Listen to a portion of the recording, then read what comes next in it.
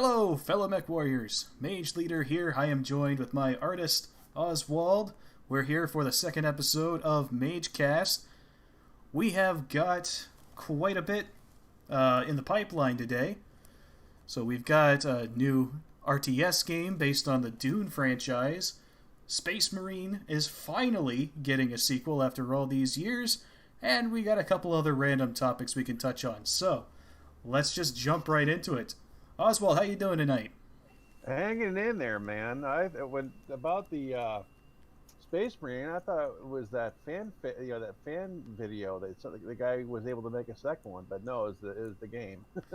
No, yeah, you're thinking of Astartes, but yeah, Astartes, that was it. Warhammer 40k Space Marine, aka the best Warhammer 40k game. Okay, well maybe that's Dawn of War, but one of the best 40k video games is finally getting a sequel. A game that actually ended on a cliffhanger. So. I wouldn't know. The last Warhammer 40k game I played was on the DS. There was a 40k game on the DS? Yeah, it came out in England. Oh shit! I didn't know anything about that. Yeah, you can find it. Alright, so, first things first, let's take a look at this Dune RTS game. Now, I played a little bit of Dune 2, but not a ton. So, let's see here. You had a link for that, didn't you? Yeah, I sure do. There's a few. Alright, go ahead and send that in and I'll pull it up. We can get people looking at it. Beautiful.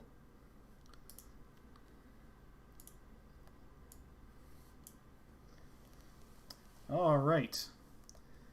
So, from PC Gamer, there's a new Dune RTS coming for the first time in 20 years. 4X strategy game. So I don't think that these people know what an RTS is if it's a 4X game. Maybe it's like Total War and it's got both. We'll see how it goes. The last 4X game I played was actually by the Tracy brothers. Oh, yeah? Yeah, they're a smaller... Well, we'll talk about them some other time. They do some games that you'd be interested in. All right. Well, let's take a look at the trailer here. Because I haven't actually seen the trailer. I have no idea what this entails. There it is. The biggest death trap in all history. And the Duke's headed into its jaws. On Caladan, we ruled with air and sea power. Here, we must scrabble for desert power. Move slowly, and the day of your revenge will come. This is your inheritance. Speed is a device of Shaitan. Thus, there will always be a desert on Arrakis. Thing that What is to become of you? Baron Vladimir Harkonnen If do. anything happens to me, And tries to cover Your enemy was overwhelming, you'll not be irrelevant. yet you ruled with him. We Fremen have a saying. God created Arrakis to train the faithful. Arrakis. To hold Arrakis, you're faced with Arrakis Unique is our enemy. This is my This future. is my This is my honor. This is my vengeance. This is my doom. Spice Wars! A Dune 4X real-time strategy game. Wait, which is it? So I guess they might be taking the Total War approach where it's 4X and then like the battles are real-time? Interesting. Yep. So Yeah. Dune 2 back in the day, that was one of the first RTS games that you could play on a PC. Yeah, I believe, just after like the Crescent Hawks. Yeah, it was a pretty big deal when it first came out. So let's look into this article a little bit. Dune's coming home where it belongs, the strategy genre.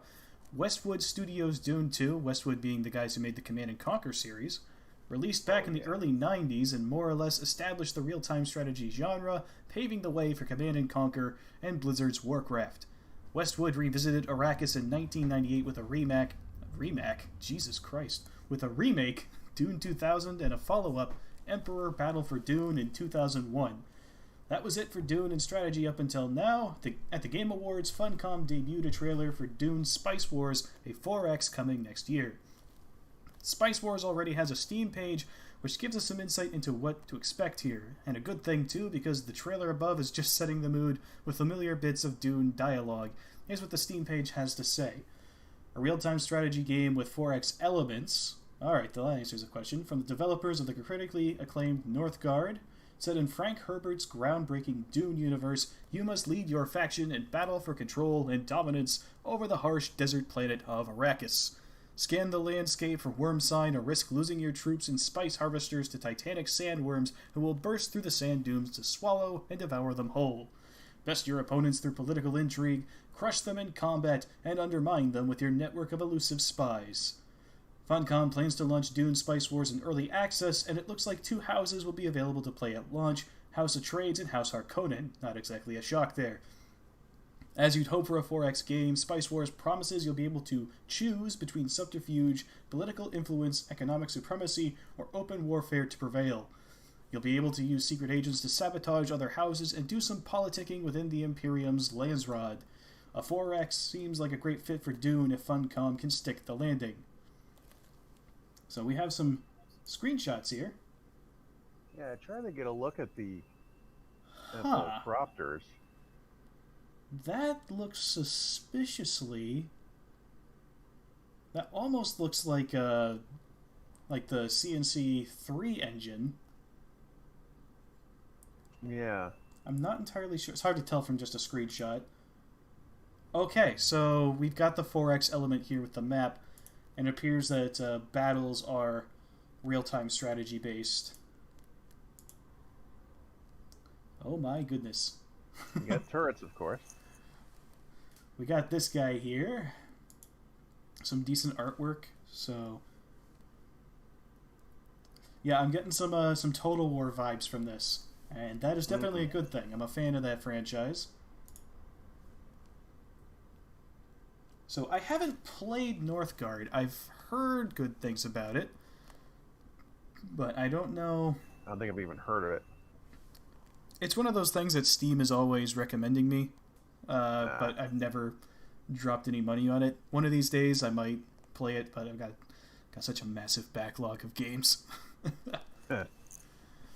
So there we go, and then yeah. So it looks pretty cool. It's got an indie vibe to it. It kind of reminds me of some of those 40k 4X games that came out a while back.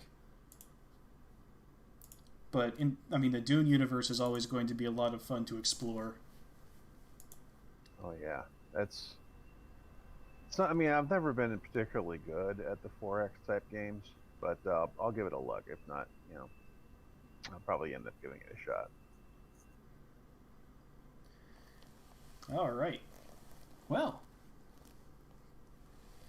so that is the new Dune game. Man, I'm hoping. Man, it's been so long since I played the original Dune 2. I don't even remember how it played hardly at all. I had a ROM of it. Someone had a ROM of it on the phone like a long time ago, about 10 years ago. Yeah. Someone stuck a port of it on the Android store. And I wasn't all that optimized, but I remember playing it. It was all right.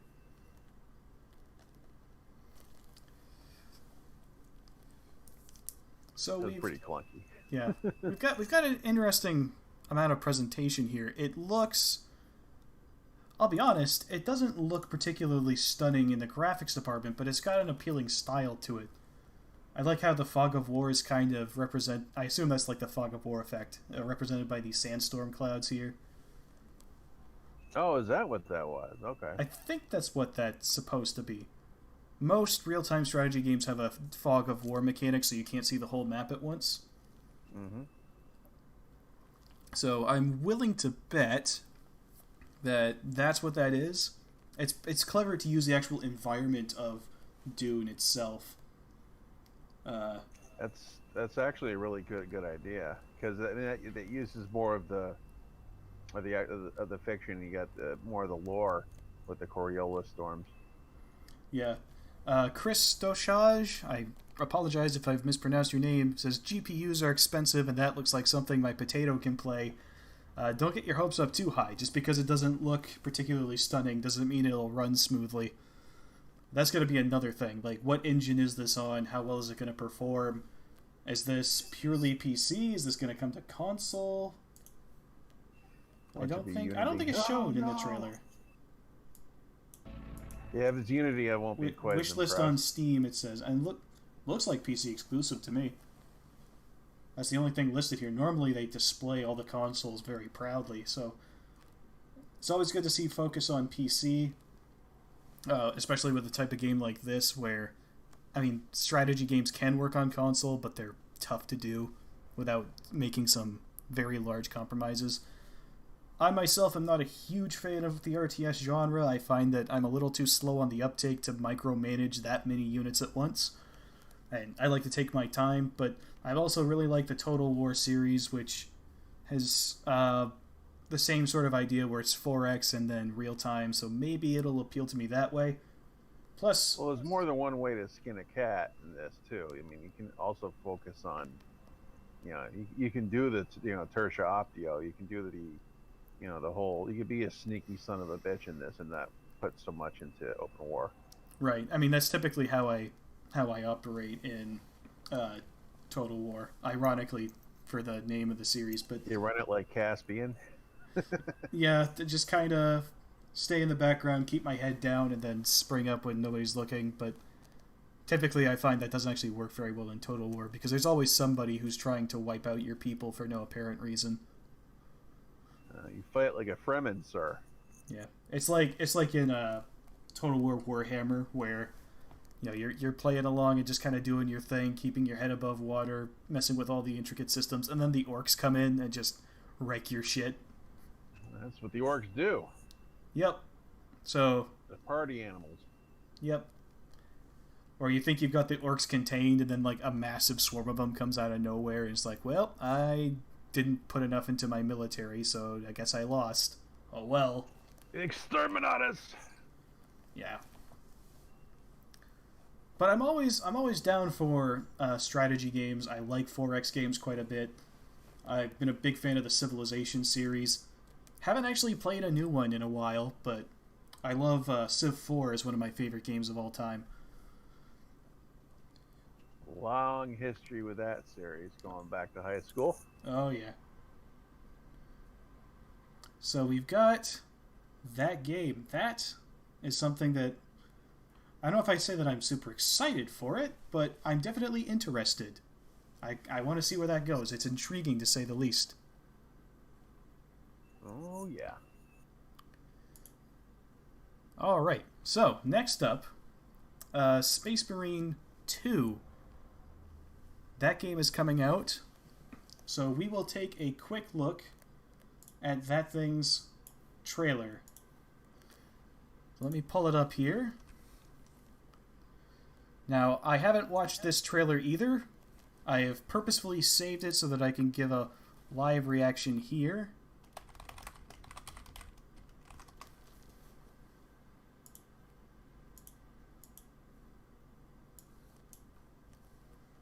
Alright, let's take a look. I was actually playing the original Space Marine earlier today. Oh, Saber. That's a good sign. Saber's made some good stuff.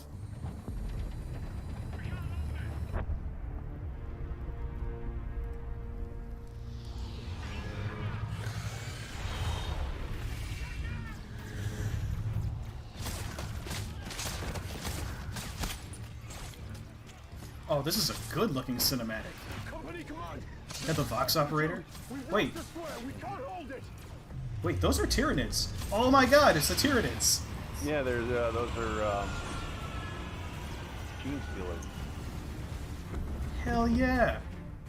Tyranids have never gotten enough love in 40k games. Primaris Marines. I mean, I guess it's to be expected. Yeah, they're the new hotness. Yeah. The good part of that is there's no Kato area. It's not a very big swarm of Tyranids. The all-encompassing horde isn't really shown here.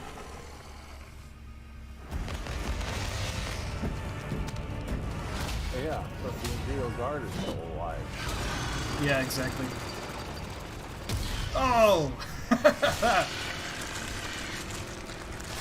Under the splitting. Oh, that was beautiful.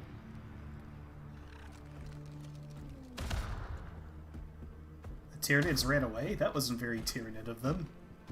Oh well. It's a cool cinematic anyway, I just nitpick. Ultra. Oh man, the Cadian actually has purple eyes. That's awesome. Yeah. That's some good attention to detail. Yes! Oh, it's Captain Titus! Fuck yes! Captain Titus as Alaric Ward. Titus has come back! Fucking beautiful! Oh, they've got gameplay in this! And it looks exactly like the first game, but better. Oh, hell yeah. Hell yeah. I think you're on boards there.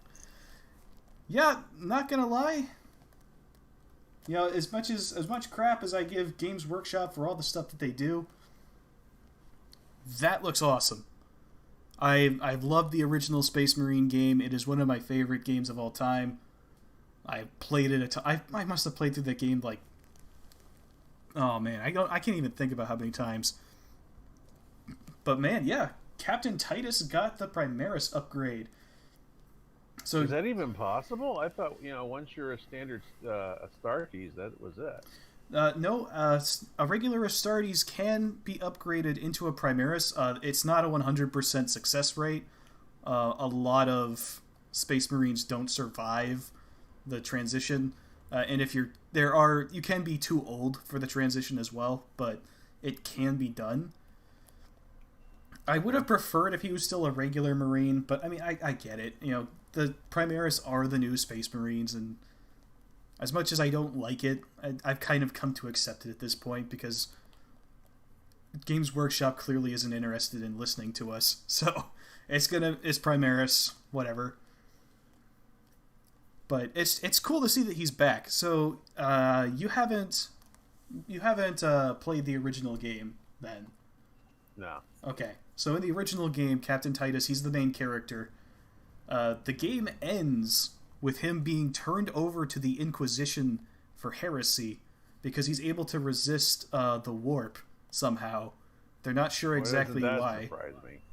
Yeah. So he has some sort of connection to the warp that is hard to explain, and he's able to resist that sort of thing. My headcanon was that he was a blank, which it's what the Sisters of Silence are, so it basically means that you can reach out with the warp and try to use psychic stuff on him, but it doesn't work.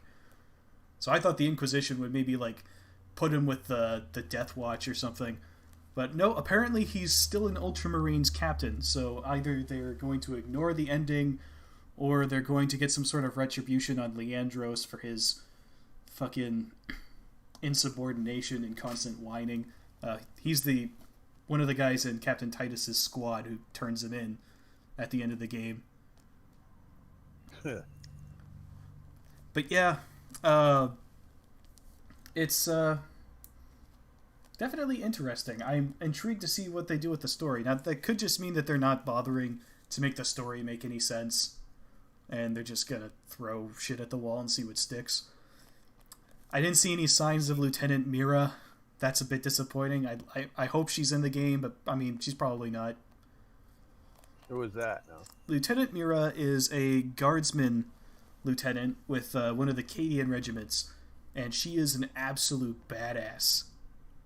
And she is probably one of the coolest female characters in any video game I've ever played.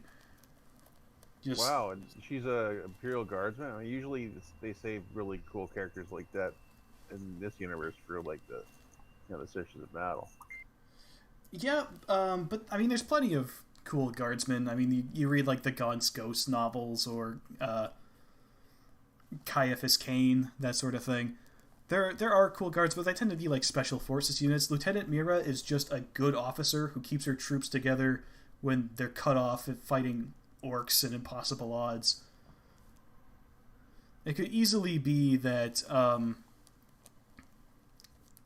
It could easily be that she's just like deployed on another world because they're fighting Tyranids now, or she could have easily died somewhere along the way. But I'd like to have her back because she's just a fun character, super cool. Not intimidated by anything. Like the Space Marines come walking up to her, and she's just like, "Yo, what's up?" Yeah, well, I'm kind of interested in seeing why there's Cadians involved in this as well, considering that Cadians are usually you hear about Cadians dealing with the what's that? Not the warp. It's that part of the Eye of the Eye of Terror. The Eye of Terror. Well, Cadians right there. The Cadian regiments are the most common Imperial Guard regiments in the entire Imperium. So they'll be basically anywhere and everywhere. Even now that Cadia is destroyed, there's still thousands of Cadian regiments out there.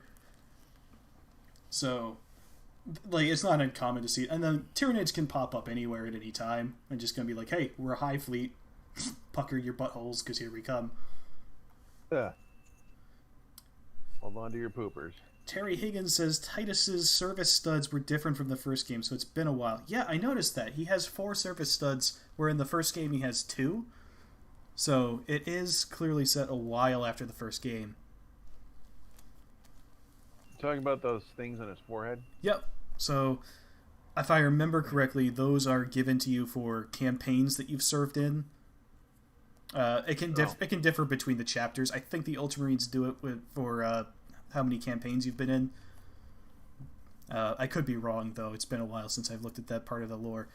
But if he has, regardless of what it means, they're not easy to get. So if you got 4 of them, it means you've been around a bit. And if between games you've gone from 2 to 4, then it has been a long time. See, I thought those were, because I've seen them before in other artwork, and I always thought that those were like part of the interface for the helmet for the black carapace. Nope, those are just decorative. They're like a medal. I see. Of course, they gotta bolt it onto your friggin' skull. Well, yeah, it's 40K. We got to do everything like a dozen times more hardcore. Admiral Shirano says it's every century of service. Oh shit. Well, that explains why Lieutenant Mira isn't there. It's been 200 years. Okay, yeah, that makes sense. All right, so she's not going to return. That's a bit of a bummer. Well, hopefully with 200 years having passed between the games, Leandros is finally dead. Because fuck that guy. How long do Astartes live, anyway? Oh, geez. Well, assuming they don't get killed in battle, they can live for thousands of years. And then if they get made into a dreadnought, they'll live even longer. Bjorn the Fell-Handed, who's the chapter master of the Space Wolves, is from the Horus Heresy era and is still around in present-day 40K. So he is over 10,000 years old. Oh, wow. Because I know the custodians can last that long. I just didn't know that the Astartes did. Okay. It's unclear. I mean, some of it depends at what age they actually became a full Space Marine. Space Marines do age. There are examples in the books of old Space Marines who aren't combat worthy anymore, who serve as like trainers for the new guys, or tacticians, or consulting roles, stuff like that. But it never really says how long you'll last as a Space Marine. Some of them don't ever seem to age ever, and some of them last maybe a couple hundred years. It really depends on who's writing the story, as with all things 40K. Yeah. Because like in one book, a Space Marine has the reflexes to snatch bullets out of the air, and in another game, they can be sucker punched by a normal person. It totally depends on who's writing. Continuity? What's that? Right. It's a big universe. Yeah, there's plenty of variation. Battletech. Right. I mean, you could explain it just by like, oh, this guy had a slightly more powerful strain of gene seed or something. which has always been the most unfortunate name for that I've ever heard. I do not like calling it Gene Seed. It's what it's called, but no. No, I'm sorry. Shame on you. I know. So Admiral Chirano says, the answer to how long Astartes live, the answer is yes. In one of the books, I think the Salamander's Omnibus, there is one that basically sat in a chair for 10,000 years. Yeah, that sounds about right. It's like me at work. Yeah. It's like me when I'm editing my fucking videos. Oh, Jesus. Alright, so that's Space Marine 2. I guess you could say that I'm hyped. Yeah, there is the boycott to consider. A lot of people don't want to give them any money of any kind because that's understandable. Yeah, there's been the big debacle. I mean, we've seen the migration of people coming to BattleTech, but I do definitely think that this is a step in the right direction for that company if they want to get some goodwill back, because people have been begging for a sequel to Space Marine for ages. And we kind of knew something like this might be coming, because I want to say a couple months ago, they randomly updated the original Space Marine on Steam, just out of the blue. So... How old is the original? I think it came out in like 2011. I'm not entirely... Well, let me look it up. 40,000 Space Marine... came out, North America, September 9th, 2011. So yes, it is 10 years old. Almost, well, I guess not almost. It's 10 years old. Okay. So yeah, we've been begging them for a sequel ever since that game came out, because ended on a fucking cliffhanger. We never got an answer to why it is that Titus is able to resist the warp. We never got... he gets hauled off by the Inquisition, which is normally a pretty good sign that your life is about to get very miserable and a lot shorter. So... Yeah, I remember hearing some of the stuff about some of the, Ordo Malleus, like Fyodor Karamazov.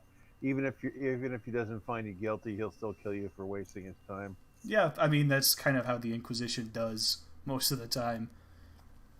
So it was like, oh, we suspect you of heresy, so you're guilty and you're dead. Because we can't take the risk. It is definitely a guilty until proven innocent sort of situation. I mean, they're not called the Inquisition for nothing.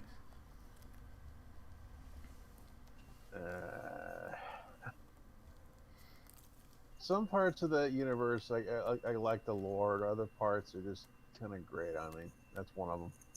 Oh, really? You don't like the Inquisition? Yeah, not really. I know what they're I know why they're there and all that, and it makes sense, but ugh. Well, I don't know. I always thought they were pretty cool. It depends. I mean, if you're gonna play one of the Inquisition and get into it, that's fine. It's like getting interested in playing someone from the Empire. I get it, but they're just a little bit more.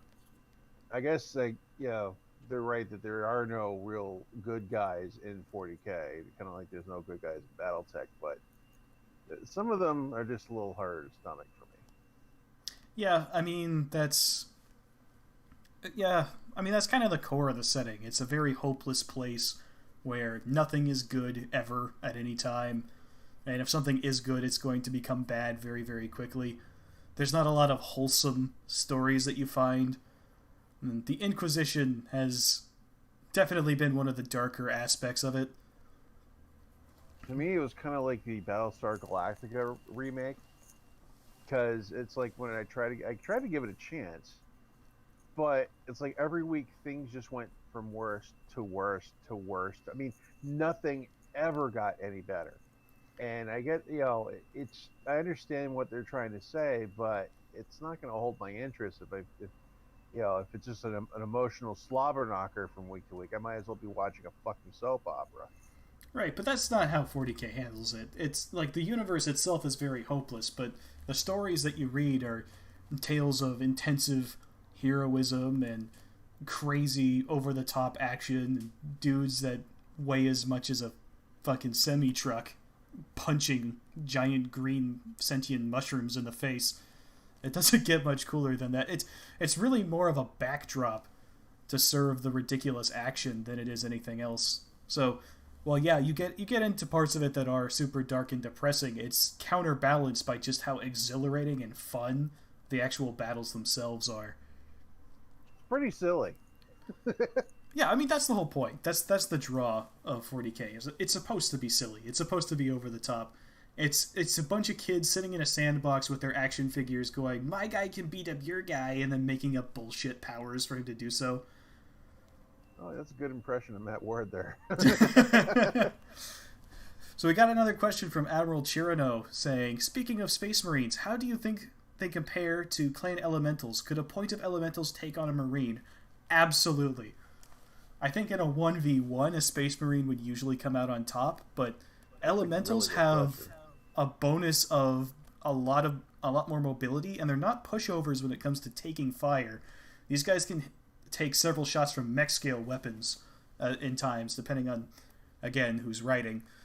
But yeah, those guys are serious business, and they could give Space Marines a run for their money. And usually, when somebody asks what the weird-looking dudes with the triangular shoulder pads are running around, I say, well, think of them like the Battletech equivalent of a Space Marine. That's more or less what they are. Just without the acid spit and all those weird organs and shit that they stick in them. Right, but they're still, like, modified to be superhuman strong, and just not to the same extent. And right. they make up for that with the equipment that they carry. So while they don't have acid spit, they can carry a PPC on their arm and shoot you with that thing. So I think that they carry weapons that's heavy, that can be heavy enough to actually kill a Space Marine outright. Yeah, I mean there are other equivalents as well, like the heavier armor, like the Golem suits or the Kenazuchis and stuff like that. That's where you can be like the tactical dreadnoughts, the Terminator armor, equivalent.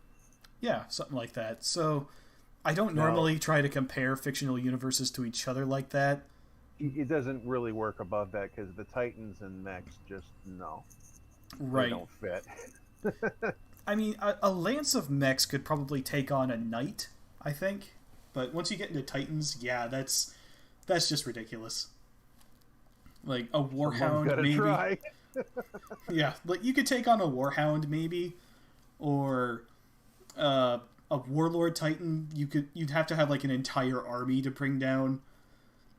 But like an Imperator Titan, fucking forget it, man. That thing's getting through, and there's not much in Battletech that's going to be able to stop it. Yeah, like void shields and all this other bullshit. Right. So. You'd have to have basically every warship in the SLDF fleet bombarding it from orbit. And good luck getting any sort of orbital supremacy against Imperial warships. That's just not going to fucking happen. Especially when they start beaming, Terminators onto your ships.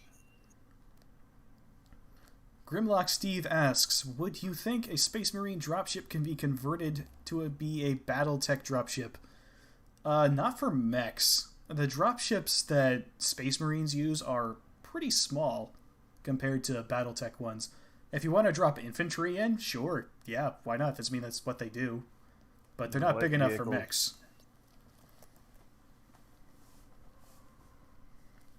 I think the highest you can go at maybe, you can probably carry a Lehman Russ on one of those things. That's yeah, with some of the larger 40k dropships, you might be able to put APCs and tanks in that.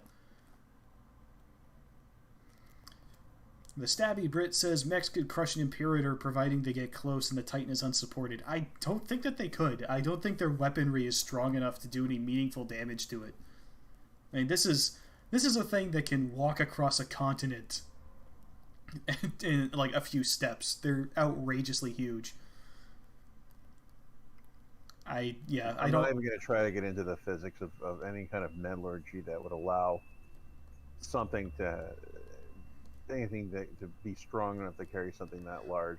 Well, that's the reason why it's not even worth comparing, because Battletech at least tries to ground itself most of the time. A little bit, yeah. At least, yeah, in comparison, yeah. Yeah, and enough to be believable, and so that you can suspend your disbelief a bit more easily. But 40K is just like, nah, man, we got like planet-sized robots. Fuck you. No, it doesn't make sense. It doesn't have to. It's science. I ain't gotta explain shit, said the tech priest. The tech priests don't know shit half the time. Yeah. So shut up and pray to the machine spirit. Terry Higgins says elementals would love Thunderhawks. Yeah, probably. I mean, 40K dropships are significantly quicker and easier to use than most Battletech ones, and also in much greater supply. Yeah. Well, everybody and their brothers got, leopards. Yeah, I look at the Thunderbolts and Storm Ravens and everything from 40K. I don't see something that can carry a mech. I mean, it may be some light mechs, but you're not going to put an executioner in that thing. Well, I mean, someone's got to. Someone's got to get the Titans down there.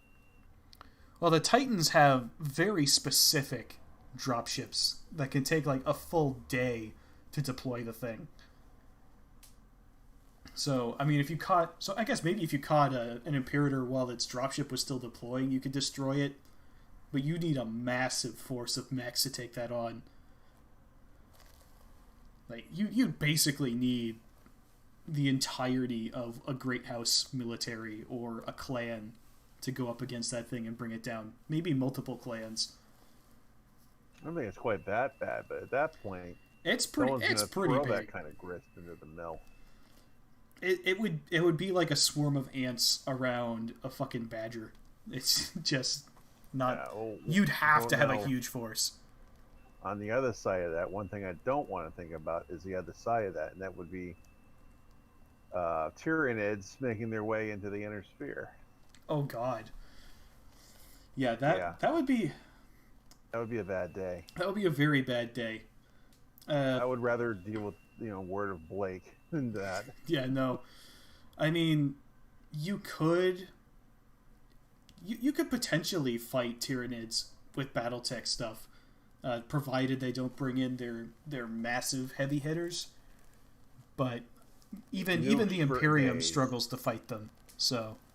Yeah, you'd have to nuke everything. Right. The thing to remember with Tyranids, though, is that they're primarily, at least on tabletop, they're primarily range. They're the opposite of that. They're primarily melee. So you could walk a force of battle mechs through a Tyranid swarm, just like a bunch of fire starters, and just flame everything. Yeah, this is, I think, where pocket warships would end up shining. Yeah, and then you could have like some of the heavier mechs moving in with them to take down the bigger guys. So it's doable. There aren't a lot of things that the Imperium has with the sort of mobility and versatility that battle mechs can provide, because you can have a mech for just about anything. And unlike the Imperium, the Inner Sphere is more than open to experiment and do crazy shit with their tech. So they're more adaptable than as well. Yeah, they're far more adaptable than the Imperium of Man is. The Imperium of Man has one way to do things, and if you start doing things another way, well, that's heresy, and you get blamed. But it's kind of hard to play something like that.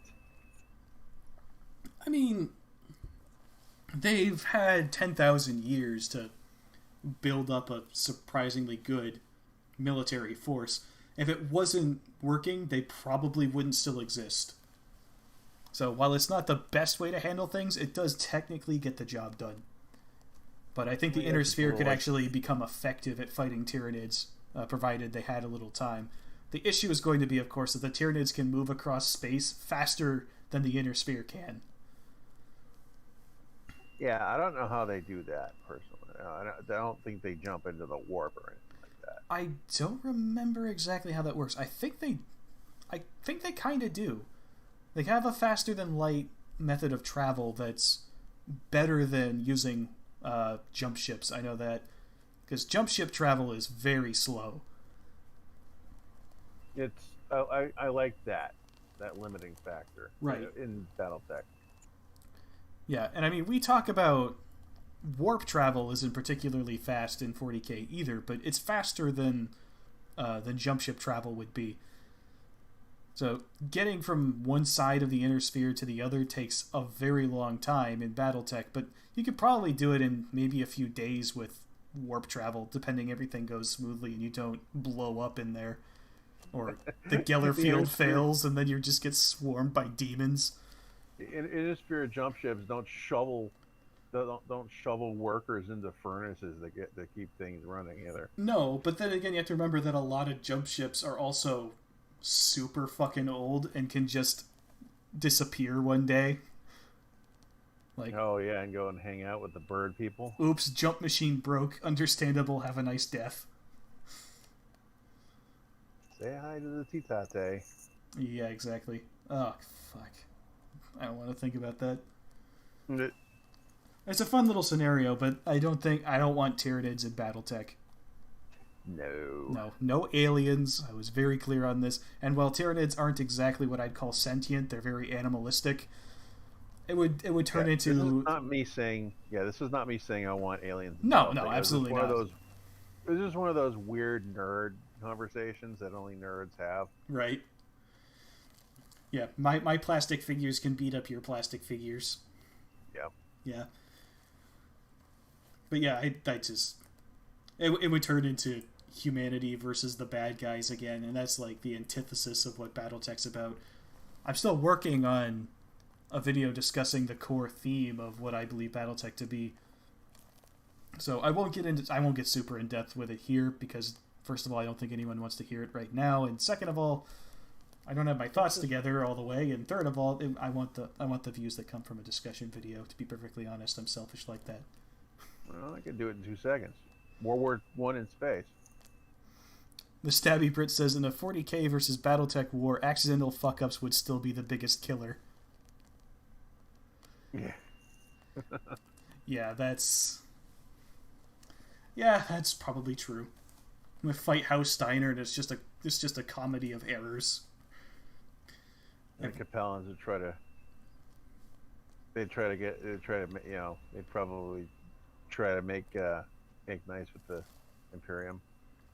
Yeah, I mean, there's no guarantee that the Imperium and the Inner Sphere would actually fight each other. I'm pretty sure they would, if not, just because it's the Imperium. I don't think so. Typically, when the Imperium rediscovers a bit of humanity out in the distance somewhere, the initial response is to make contact and try to bring them into the fold, and that can go a number of different ways. It can lead to conflict, but I think the Inner Sphere would realize quickly how outgunned they were and just be like, okay, sure, we'll send you the taxes in a few hundred years, and then just kick the can down the road. And it would take thousands of years for the Administratum to even realize what was happening there. Get lost in the no. Plenty of time for the Inner Sphere to wipe itself out before the Imperium comes knocking again. To be like, hey, you haven't paid your taxes. Wait a minute, everybody, there's nothing here but ash. There's nothing left. There's just some weird guys with animal skins that they're wearing or some shit. What the fuck? It's just the periphery. There's nothing left but periphery. The periphery and Clan Wolf, because Clan Wolf will never lose. Let's not start that again. Yeah. No, if the Imperium of Man came into the Inner Sphere, Clan Wolf would kill every single last one of them in a single day. Oh, until they got to the Ultramarines. Yeah. Well, that war doesn't work for GW anymore, so... So it all comes down to writer fiat once again. Yep. I mean, I've been harsh on the Battletech writers, but I know most of the decisions for where the plot goes isn't actually decided by the individual authors themselves. It's all corporate stuff. And somebody... It's like wrestling. It's like pro wrestling. It's like, right. Get them to this position. We need to sell more. We need to get more mech designs out there. Push it to the next era, or whatever. Right. And somebody at CGL has a massive, massive hard-on for Clan Wolf. And that's nothing new. That's been a thing ever since Clan Wolf was introduced. They've just been winning ever since they came in.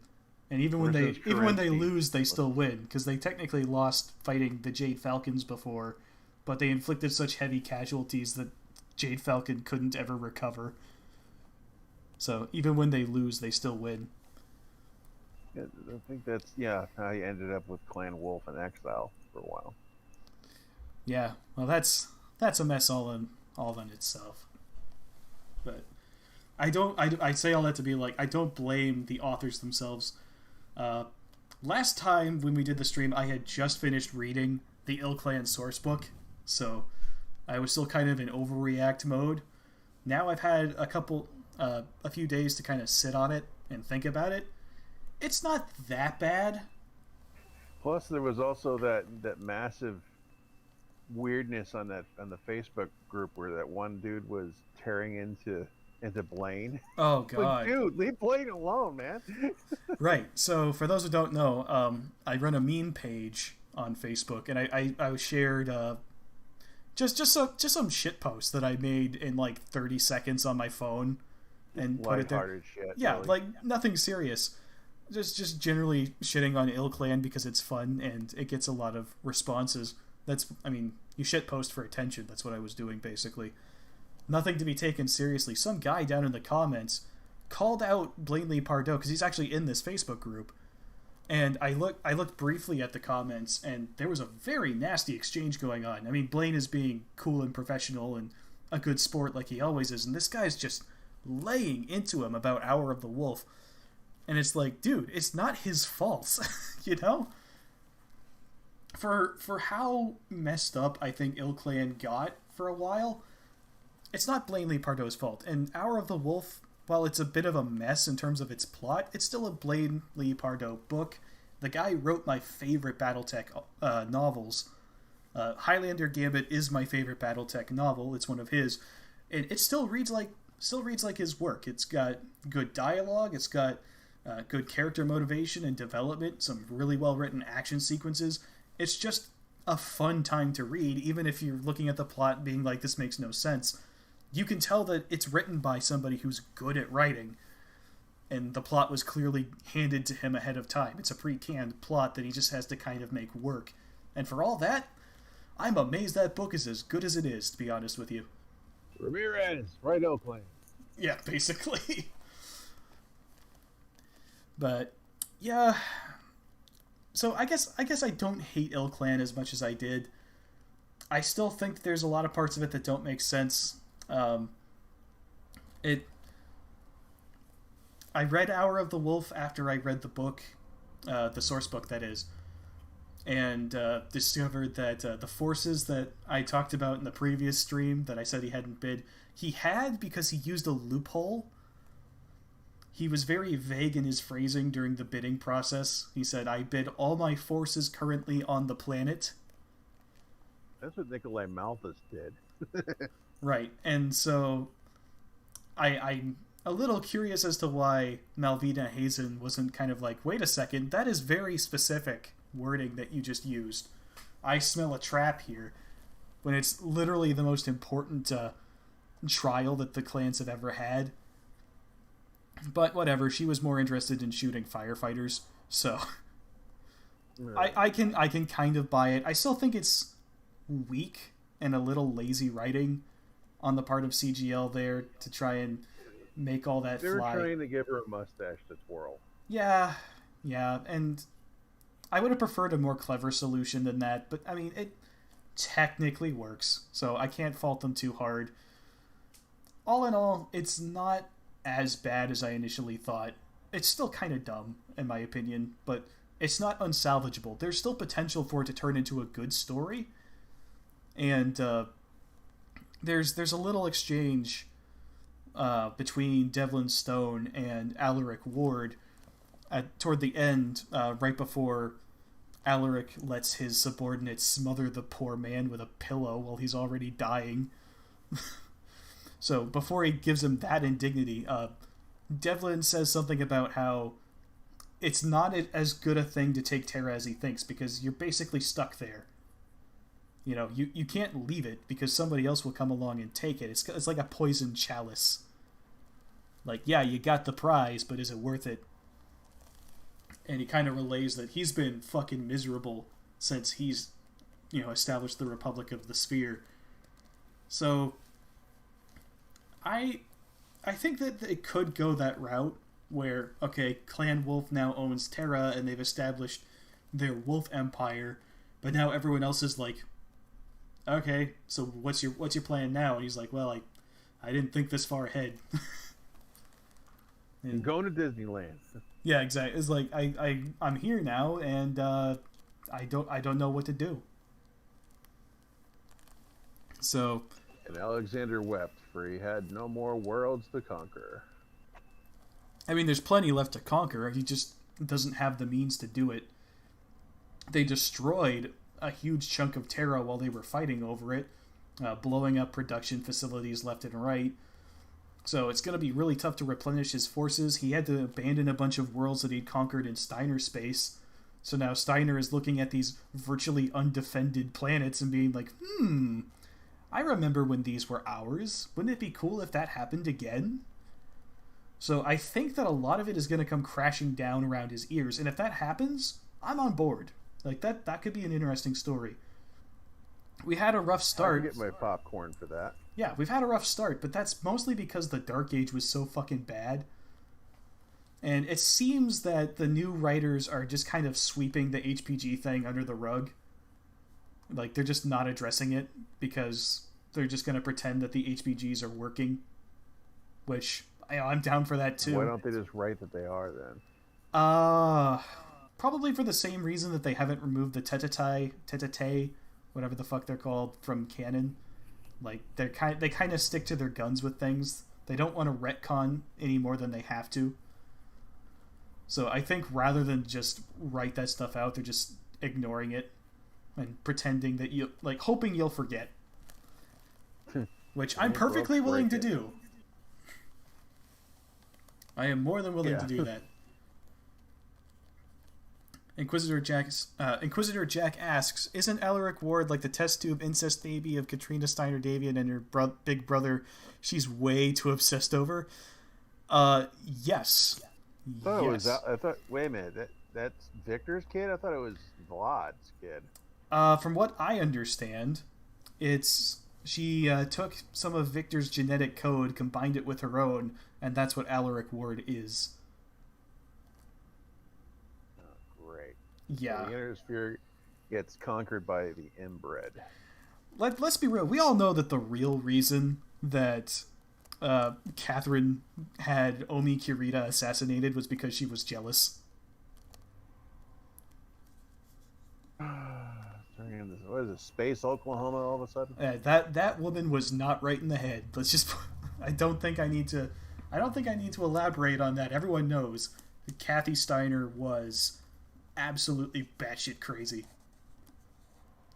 Jack says, I regret nothing about how I asked that question. No, neither do I. Well done. Yeah. So, Dark Age was a mess. The Republic of the Sphere was really stupid. But, I'm glad it's gone. I'm glad that we have a chance to move on and do something better. So while I was thinking about it and I was like, the story here really sucks, but also I don't know how I would make it any better, to be honest. So I can whine about it all day, but it's a little hypocritical for me to do that because I can't think of a better solution, really. Well, you didn't break it either. Right. It's like the Republic of the Sphere obviously needed to go because nobody likes it. So you've got to get rid of that to move on with the setting. And so how do you get rid of them without having somebody come in and invade Terra and kick them out? Who's in a position to do that other than Clan Wolf? Nobody, really. So I guess it's okay. I don't like having Clan Wolf there. A lot of it depends on where they go from here. So if this is where it starts and it just continues to be more sucking Clan Wolf's dick for the rest of eternity as they slowly expand and conquer the rest of the inner sphere, then yeah, you can bet your ass I'm going to be very upset, and this will go down as the worst era of Battletech. But they could also make it good. So it's a little too early to call, I think. So this is my promise now. All right, I'll stop whining about IlClan so much. I've read the books. It's okay. I guess it could be an improvement. It depends on where they go. But I still want Rasselhog back. Please give me Rasselhog back. Please, pretty please. Blanley Pardo, if you're watching, please give me my space Swedes back. I want my Rasselhog. I want my space IKEA. Where am I supposed to buy my lingonberry jam from? Doom Guy says, I know exactly how to continue. Cameron Restoration, baby. Wolverine's Revenge. Well, they are supposed to be a Cameron. There's a residue of a plot thread that they might be out there. I'll be honest. If Wolverine comes back, hell yeah, I'm down for that. Wolverine, well, yeah, I won't be down for Wolverine, and but the Camerons as well. Right. Well, I think that's part of it. But yeah, if some of the Cameron dynasty actually managed to escape aboard the Tripits, that they went rimward. They went towards the southern periphery. Right, but have it be kind of like a Elder Scrolls 4 Oblivion thing, where there's like an illegitimate son living in a monastery out there somewhere. He's like, oh, guess what? Oh, you're technically the heir to the throne of First Lord. Which means you've got the biggest bullseye in the history of ever tattooed to your ass. Right, well, think about how cool of a story that could be. Because you've got people who want the Camerons back, and then you got people who want him dead. Like, think about how cool that could be. How much fun you could have with that. I mean, I'm not saying that having the Camerons back would necessarily be a good thing for the Inner Sphere, but it'd be a good thing from a storytelling perspective, because there's people who kind of almost worship the Camerons in modern-day Battletech because of how time has kind of turned everything into myth and legend. Well, it's like that for for Kerensky. Right, exactly. So there's a lot that you could do there. I'd like to answer this question here by Black Ops Elf. He says, I am working on a comprehensive Battletech video, kind of like the Bricky vid. Would you be interested in doing a cameo? Absolutely. If you're in the Everything Battletech Discord, send me a message. We'll talk about it. Super cool. Nice. Inquisitor Jack says, if I understand, Free Worlds League comes back eventually. Yes. Yeah, they're still around. I don't remember that they ever really stopped being a thing. They got their ass kicked quite a bit, but they broke up, but they were never totally together. So it's kind of like it's kind of like those space rock, those meteors that are like congritic, and they're never quite together in the first place. Well, I think that a good way to look at FWL history is to kind of think of it like ancient Chinese history, where there's be like one guy who rises up and unites everybody for a while, and then he dies, and then it all breaks up as his successors take over. Yeah, China did break up a lot, didn't they? Like every other week, China breaks up. Like the history, you want to have an interesting time in history, that's something that is almost never taught in Western schooling. Look at what ancient Chinese history is. It's fascinating stuff. So, Kyle Vidauri says, I'd like to see a Word of Blake come back from the periphery and kill off a couple of clans, as was always their design. I don't know. Who? Word of Blake. Oh, I thought they were done for. They are. They're having some remnants that escaped, and they've been laying low. Oh, that old chestnut. Yeah, but I don't know. Like, I think Jade Falcon is basically gone at this point. Smoke Jaguar is kind of returning, but they were wiped out earlier. I don't know if we should be wiping out clans entirely. Like I said in the previous stream, I'm tired of seeing factions getting deleted from existence, except for Republic of the Sphere, because that one needed to go. Well, the Word of Blake, weren't most of their people like only gonna live a few years anyway because of the that weird ass EI stuff, all that tech they had crammed into their bodies. Yes, but I mean, Word of Blake is also an idea, so like that could still be out there gathering some followers. Oh. Yeah. So Inquisitor Jack says Cameron being resurrected would be kind of like King Arthur showing up in UK for some factions. Yeah, exactly. So it'd be like the return of the return of the king. Black Ops Elf. If they bring back the Camerons, we could have the Black Watch again. Space Bagpipes. The Northwind Highlanders. There is a Black Watch again. Yeah, the Northwind Highlanders have a Black Watch. Oh yeah. And it's badass. I mean, the Northwind Highlanders are badass. Read Highlander Gambit. Oh yeah. That's. I said that it sounded kind of dismissive and disrespectful. I didn't mean it that way. No, seriously, read Highlander Gambit because it's a fantastic book and everyone should read it. You love the Northwind Highlanders, but you're always dissing on Rihanna. Well, that's Northwind. I mean, yeah, but I mean, Rihanna is lame. Yeah, well, Rihanna is no Chastity Mulvaney. Let's put it that way. Why do I not know that name? She's like the main thrust of the conflict in that book. Did you read it? Highlander Gambit?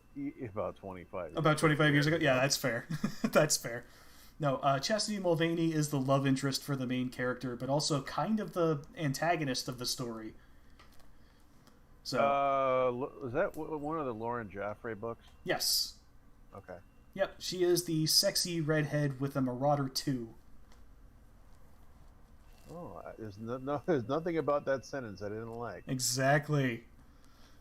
Yeah, no, she's great. She's a little bit of a bitch, but I mean, she's Scottish. What are you gonna do?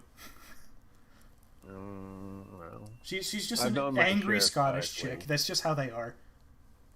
My apologies to any Scottish chicks in the audience. Please don't kill me. No, if there were, you'd already be dead. Yeah, that's true.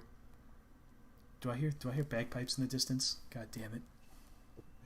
It's Elizabeth Hazen. I'm gonna get killed. Elizabeth Hazen.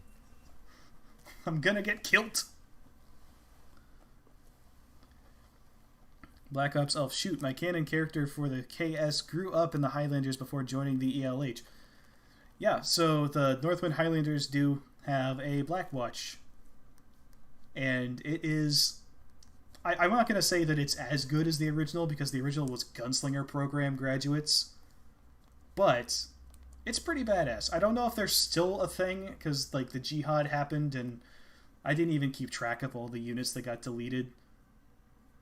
But all the good ones, essentially. Yeah, I think the Highlanders got more or less wiped out, but I'm sure that they've been reestablished now that that's over with, because it's the Northwind Highlanders.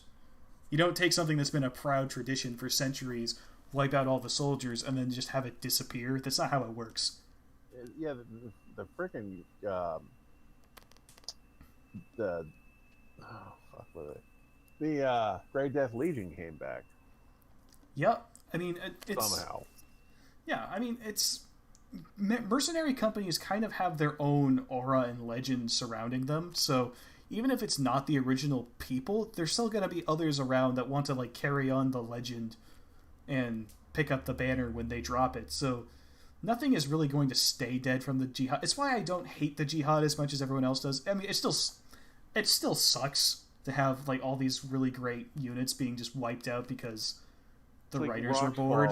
Everyone dies. Right, the writers were tired of writing for everybody all at once, which I kind of understand, because Battletech is hard to write in for that reason. But, I mean... For me, it's the... Nothing they did was permanent. Horse. Yeah, I felt the same way that I did at the end of, like, Avengers Infinity War. Because, like, people in the theater are crying when Spider-Man dies. I'm just like, he's gonna be back in the next movie. I admit it. Like, he's gonna be back in the next movie. Come on, they just got the rights to Spider-Man. They're not gonna kill him off and have him stay dead. None of these characters are staying dead. Yeah, I know that, but at the time, I rolled my eyes at the end of that movie. Things at the time. Plus, it hadn't been that long since my mother passed away, so I wasn't really I was on a bit of an emotional roller coaster. Right. I mean, it makes sense for you, but like, for people who are super into comic books and comic book movies, there's no tension in comic books whatsoever, because you know they're coming back. Nobody stays dead in comic books. There's no fucking stakes. Because for every time that there's a dramatic and really sad death, there will be a time travel plot in the future that will bring them back to life, or an alternate universe story that will bring them back to life. Yeah. Like, you know, nobody stays dead. Stop crying. You know, it's... Spider-Man isn't staying dead. Shut up. Shut up, Marvel. You're not selling me on this. I know the next movie's coming out. Unless it's the Dark Crystal, then everybody stays dead. Well, that's not a comic book movie. No. Oh, man. But yeah. It is an adventure game. Yeah. But, like, I mean... Oh, that's right. That is something that we had, isn't it? Yeah. Yeah, there is... it's like an RPG, isn't it? No, it's a board game. Yeah. Yeah, it's got a big old book with it. Yeah, we found the store page for it. I don't know. You can look while I pull this up and see if there's like anything that talks, like a news article or something that talks about it.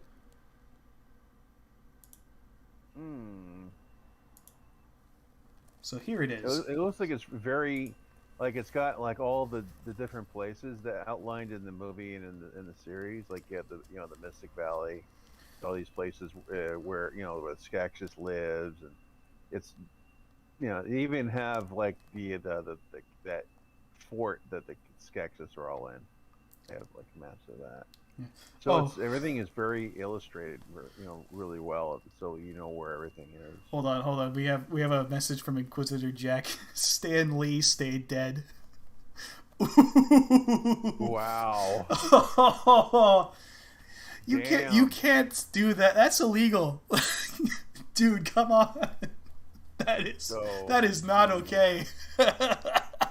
I'm going to move this right along here. Oh, that hurts. It's a 200-page campaign written by Janet Forbes and Jack Caesar, set in the world of the Dark Crystal movie and Age of Resistance series, extended fold-out pages and transparency overlays, high-quality hardback with 3 ribbons to help you keep track, toolkit with a bestiary, tables, tips for creating your own adventures, any double-sided rules reference bookmark, fully illustrated map of Thra, convenient storage pocket for your character sheets, illustrations by Brad Froud, Chris Caesar, I.S. Compiet, and more. Yeah, this is pretty comprehensive. They did a lot of work on this. So it looks almost like an RPG, or at least like HeroScape, or one of those ones that are it's kind of an RPG light. Yeah, that's kind of the vibe I'm getting. So yeah, we got some. The whole thing looks cool. Like, there was a board game that came out a while back that looked really cool. So, like, is everybody Gelflings, or can you play as a Mystic or as a Skeksis? That'd be super cool. I think the Mystics and the Skeksis are probably a little too OP. You can play, obviously you can play Gelfling. You might be able to play, what were those little guys? I can't remember what they were called. The little guys? Yeah, it's like they're kind of shorter and squatter. Shit! I don't remember what they were called. I know what you're talking about, like the little goblin type guys. Yeah. Podlings. That was it. Podlings. That's right. Yes. Oh man, it's been a little while since I've seen that movie. Really good movie, by the way. If you haven't seen it, the series was good, but I had this there's this feeling of doom throughout it because you know how it ends. Right. Yeah. In fire. I watched the first episode of it, and I liked it. For some reason, I didn't watch the second. I think it's because I knew it got canceled after 1 season, and I was getting invested, and I was like, no, I'm not doing this to myself. It didn't really need... They wrapped up everything. Did they? They didn't really need anything else. I heard the opposite. I heard it ended on a cliffhanger. Maybe I deleted that out of my brain. I don't know. I didn't finish it, so maybe somebody in the chat will let us know. It's not gonna let. Oh, okay. So I can pull up a zoomed-in image here. The Hand of Thra. Black Ops Elf says this right here. If the Dark Crystal can get board games, BattleTech should get board games outside of the tabletop. Someone get Fantasy Flight on it. Yeah. Battletech needs at least a RPG video game. I wouldn't be against getting like a kill team style game or like a Space Hulk style board game with Battletech. I know I think would work really well since it's harebrained schemes that would most likely be doing it, and they have, of course, they hold the rights to it. Just make a Battletech game and like an RPG, and then combine it with what they had for Shadowrun. Yeah, I mean, he's talking specifically about board games though. Oh. But yeah, something like if you've played the Space Hulk board game, then you know that that's a good time.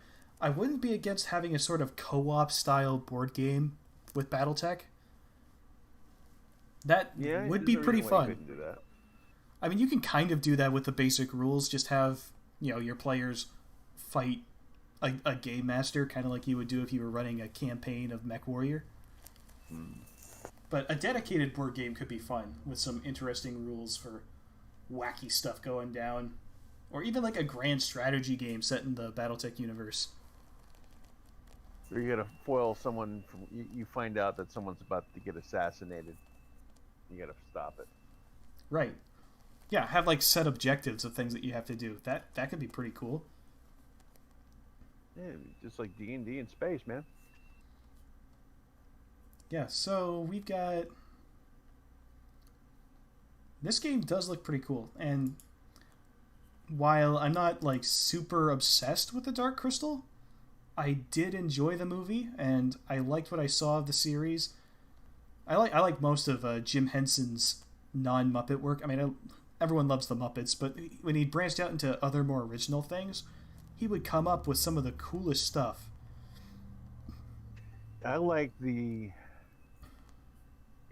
just how, at a technical level, how well done it was. I guess, of course, with the series that they added some CG effects, but they still were only there to support the the practical effects and the puppetry, which apparently was still so expensive that they didn't want to justify making another one.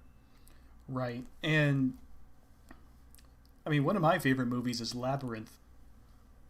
Yeah, that's another one in the same vein. Labyrinth was a lot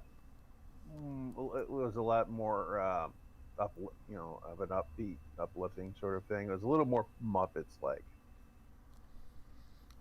So Black Ops Elf says, as for the board game, Fantasy Flight could remake the Succession Wars game. If you don't know about it, Google it now. Oh, don't that tell board me game? what to do. I'll do it. Yeah. Oops. Yeah, I actually covered that when I was writing for Sarna about 5-6 years ago. Succession Wars board game. Oh, I should probably be more specific. Battletech Succession Wars board game. There we go. Succession Wars board game. Grand strategic game set in the Battletech universe. BoardGameGeek.com. Let's take a look. I apologize for the background noise. My neighbors think that they're the only ones who exist in the universe. Succession Wars is a grand strategic game set in the Battletech universe. The game system is not overly complex, but does feature money, taxing expenditures, technology levels, and leaders. Characters from the Battletech continuity who have multiple uses. I almost read that to say who have multiple issues. No, well, there's that too. They do. Note that despite what the box copy below implies, all 5 houses... I think they capitalized the I in the middle. All 5 houses are always in play. Playing with fewer than 5 players requires at least some players to play multiple houses. Furthermore, there are in fact 2 scenarios provided in the box, one for the 3rd or possibly 4th Succession War, starting in 3025, and one for the first starting in 2786. From the back of the box. For over 200 years, the 5 successor states of the near-legendary Star League have warred among themselves for dominion over the whole inner sphere. There have been 3 succession wars to date, but no victor. Oh, there's a victor coming, don't worry. The cost of war is high. The leaders of the successor states must weigh each maneuver to see whether the gain in territory is worth the loss of mechs. Only the most ruthless and brilliant leader will emerge as the next Star Lord. The Succession Wars is a 2 to 5 player game where each player assumes the role of a house leader. All the most famous and infamous regiments of the Battletech universe are at your command: the elite Kurita Sword of Light, the Davian Guards, and the mercenary unit Wolf's Dragoons. The game allows players to fight any Succession War, including the fourth, toward which the Inner Sphere is now building. Oh wow, this is old. The game system is simple and fast, allowing strategy, not the rules, to be the deciding factor. I'll be the judge of that. So we got some pictures here. Oh my. Not gonna lie, that's dope. Okay, so there's the paper money. We have C-bills. Yeah. That's cool. Oh, that is cool. So it's a little bit like a cross between Risk and Monopoly. Looks like it, yeah. There's a decided lack of miniatures. But, what are you gonna do? Never say to a Battletech fan that they lack miniatures. I'm sure you could use your own collection to supplement this. London Bridge is falling down. And Black Ops Elf says, if you wish to follow up on the Succession Wars more, Tabletop Sim has a complete mod. Ooh. Yeah, you can conceivably convert it to tabletop. I sense a potential stream in the future. Uh-oh. Uh-oh. Yeah, that could be fun. If we could get that rolling. Get some guys from EBT in here with us. Oh god. That looks pretty cool. Or you could put like some sort of like fantasy, players together. You put some fantasy players together. You could like put, give Tex the Lyran Commonwealth, maybe Razor Fist as Free Worlds League. You just use your imagination. We could put Christian Chandler as the Draconis Combine. I was thinking of... no, he'd probably be Canopus. Dave Vivas. Yeah, no, this sounds like it'd be a good time. And like, if you really wanted to go in depth, if it works like Risk, where like battles are dice rolls, screw that. Let's play a full game of BattleTech to decide who wins on each space and make the game take years to complete. Just like in real life. Let's fucking go. That'd be dope. No, that'd be super cool. Man, I had no idea this existed. It's amazing what you run into from the past.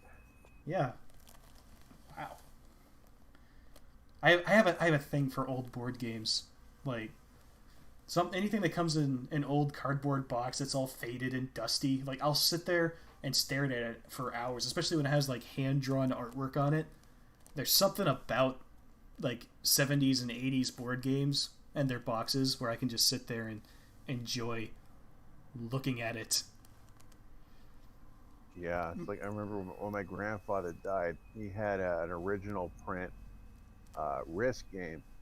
Ooh. From like way the hell back there, and my cousin and I play it. It was really dusty. Yeah. Paladin Demo says, and Mage Leader created the YouTuber Succession Wars. None will survive. The ultimate showdown of Ultimate Destiny. This is the ultimate showdown. Now we all know that if we got a bunch of YouTubers to play this game together, I would be like out in the first round. Oh, we know. Of course, who we know that could play Canopus. Oh, that's right. Canopus. Yeah, Yeah, we do know somebody who could play Canopus, who isn't a degenerate. Somebody who's actually a decent person. And who would have thunk it? Right? But the real question is, who are we going to find to play the Capellan Confederation that isn't a horrible person? I know somebody, not a YouTuber, but I know somebody personally who would probably be more than happy to play Davian. Yeah, anybody can play Davian. They're all goody two-shoes. It's true. It's really true. But at least they're not Mary Sue's, because they got their ass kicked by Kurita recently. Yeah, well, I'd probably play the Capellans because I know how to be a sneaky bastard. Yeah.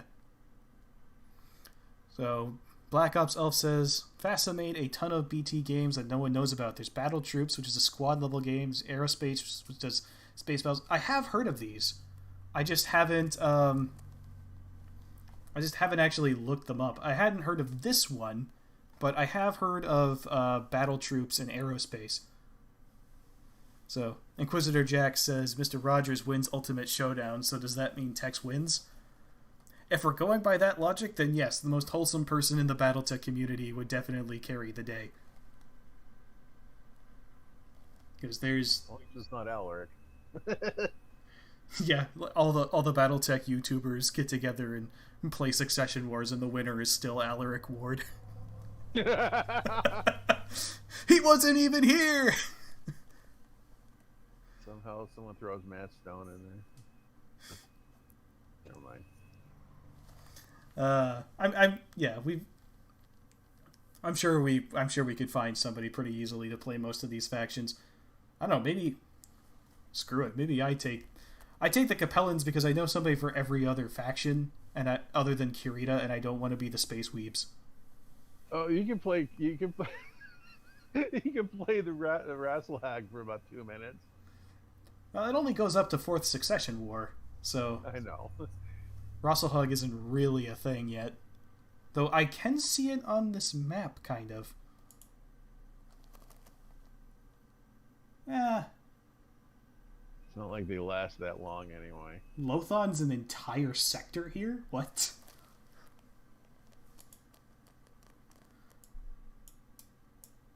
Hey, come on. No, zoom in properly. Why can't I see this? Rasselhag's its own district, but they have sectors in a district? Yeah, look. I zoomed in on it. Lothon, St. John, Rasselhag. Okay, so it still counts as it's still split by Kurita and Steiner, from the look of it. Oh, it really is Risk. Yeah. And Holy Terra down here.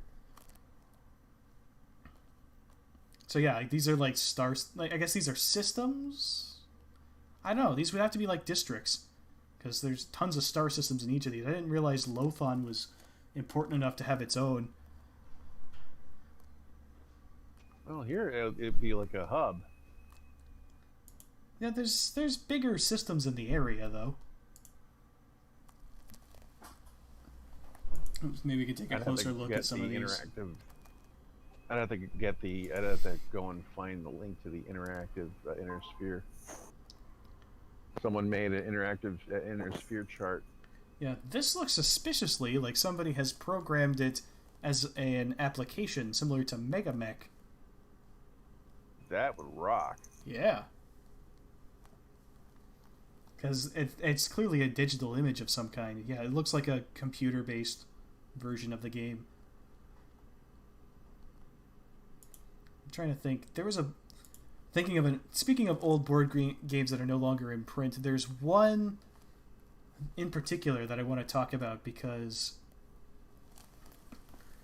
I played it once.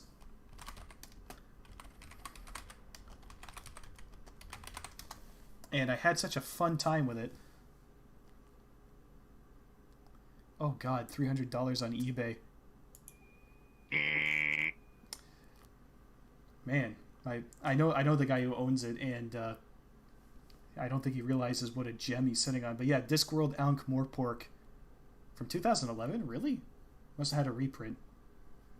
Because the one that my buddy's got is a really old one.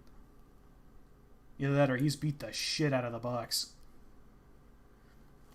But the basic gist of it, it's set in the Discworld series, which, again, if you haven't read it, please do so. It's Terry Pratchett. It's wonderful stuff. And it is... You basically hire up running your own little section of the city of Ankh-Morpork. And... Gesundheit. It's a game of random chance, really. There's some strategy to it, but there's events that pop up that are just ridiculous that can wipe out huge sections of the map. So it's really anyone's game at any point. And it is... Sounds like absolute chaos. It is. Well, that's... If you've read the book, then you know that perfectly describes the city of Ankh-Morpork. And it's just a good time. That's one of my favorite board games that I've ever played. I gotta see if my guy can bring it in more often, because I had a good time with it. I lost horribly while playing. Yeah. But it's just fun. So you have a character that you pick, and each one has their own little benefits and whatnot. And then, so, for example, here's a card. So there's like event cards that get played every turn. So the dragon, roll die to see where it lands, remove all pieces from the area. Or explosion, roll 1 die and remove any building from the area. So, and I think, if I remember correctly, some of these are in like your hand and you can play them, but there's a chance that it will adversely impact you as much as the other players. So it's just an absolute chaos game, and it's silly. It fits Discworld very, very well. So Okay. I think it's fun for anybody, but it's particularly fun if you've read the books, because there's references to characters from the books, and overall it just carries the spirit of Terry Pratchett's work with it. Yeah, Ritzwind is a card here.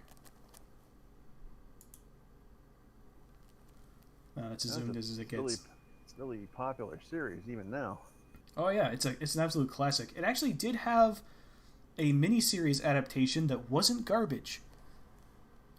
And the character of Two Flower, who's kind of the audience surrogate character, the lovable idiot type character who's just bumbling his way through this crazy fantasy world that he's found himself in. Oh boy! He's played by what's the name of the actor who plays Samwise Gamgee in Lord of the Rings?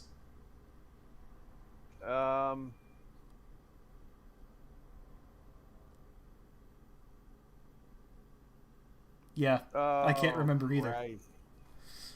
I know who he is. I remember him ever since. I've been watching his work ever since the Goonies. Right. Yeah. Sean Astin. Sean Astin. That's right.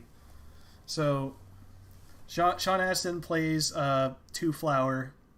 The movie stars all kinds of fantastic actors. It's got Tim Curry as the main villain. Oh, God. The character of Death is voiced by Christopher Lee. That's funny because Tim Curry also played a character named Death. Or was it? No, it was Darkness. I don't know. Tim Curry's played basically everything at this point.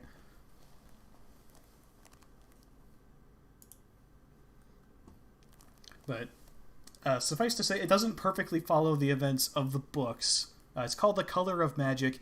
You can actually find the whole thing on YouTube. It's been uploaded there. And it is utterly joyous to watch. So if you want to just spend a few hours enjoying a kind of out there fairy tale story that's almost like a parody of fantasy, but not in a cringe sort of way like modern things tend to be, then the Color of Magic miniseries is probably something you want to check out. Okay. Plus, it's worth it just to watch Tim Curry do his thing, because you can tell he's having a lot of fun with his role. Tim Curry? Oh, yeah. Oh, yeah. He plays an evil wizard trying to move his way up through the ranks of the College of Wizardry. Well, that's classic Tim Curry right there. Right, and the only way you advance in this college is through the death of the person above you. So, he's... Of course, if you're caught murdering somebody, then you'll be turned over to the proper authorities. So the way to advance is to lay traps and have plausible deniability. No, it wasn't me. I just happened to be the one who benefits the most, but it wasn't me. It's like, the Compelling Confederation, the movie. Yeah. Admiral Chirno says Tim Curry plays Alaric Ward. I don't know. I haven't read the IlClan series. Dude, I would pay to watch Tim Curry smother somebody with a pillow. At this point... Just for the facial expressions he'd make while doing it. At this point, I don't think he can even do that to himself. He is... That's true. Tim Curry does not look like a clan warrior of any kind. Well, no, it's that he suffered a stroke several years ago, and right. Yeah. I think he's still capable of doing voice work, though, isn't he? I don't think so. I know he's been. My cousin ran into him a couple of times doing, cons and stuff like that, but he doesn't get around. Yeah, I mean, I don't blame him. You go through something like that. But I mean, like, you could animate something like this and have him do the voice, because his voice is glorious as well. Oh, yeah. I mean, if you've seen Fern Gully, which is a crappy movie, but Tim Curry is the best part of that movie. Even going back to Peter Pan and the Pirates, he played Captain Hook. Yeah. Yeah, the dude's just brilliant. If he's given up any sort of acting altogether, like, I understand, but that's really sad, because... Yeah. Gerardo says, shit, that means Tim Curry is Devlin Stone. Buddy. No. Man, chat is just dropping the bombs tonight. You guys need to calm down. Whew.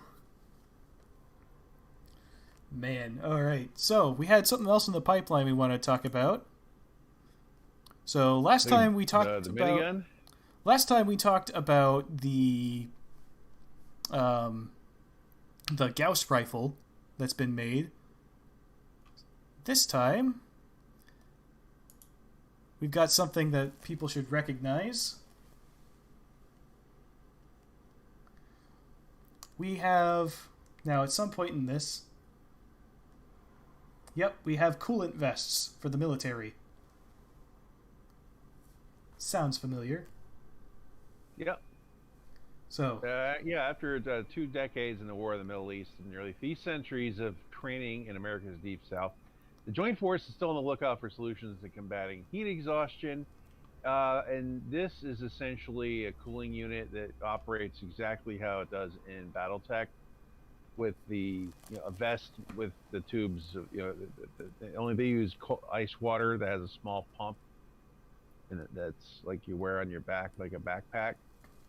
I don't see it wouldn't be feasible for like a long march, because you a long march, you have all that crap you got to take, but like in a tactical situation where you're just going in, I can see them carrying it like that to keep you cool while you're running around doing highly physical stuff.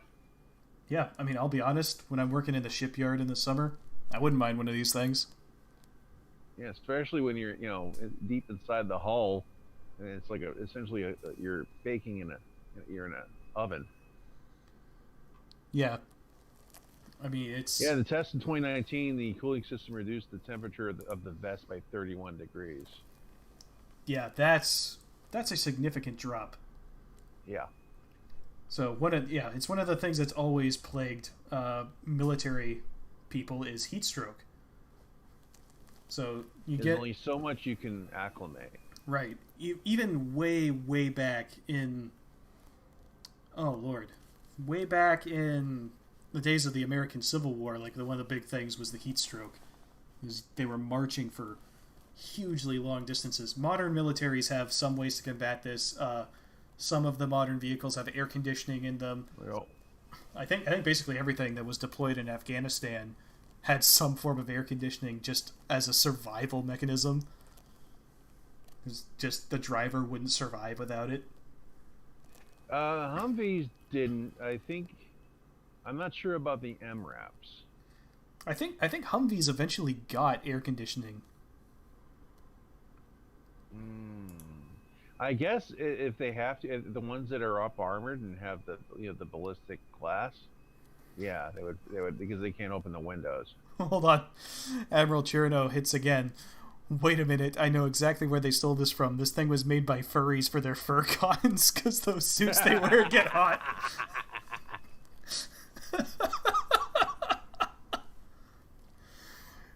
Damn, son.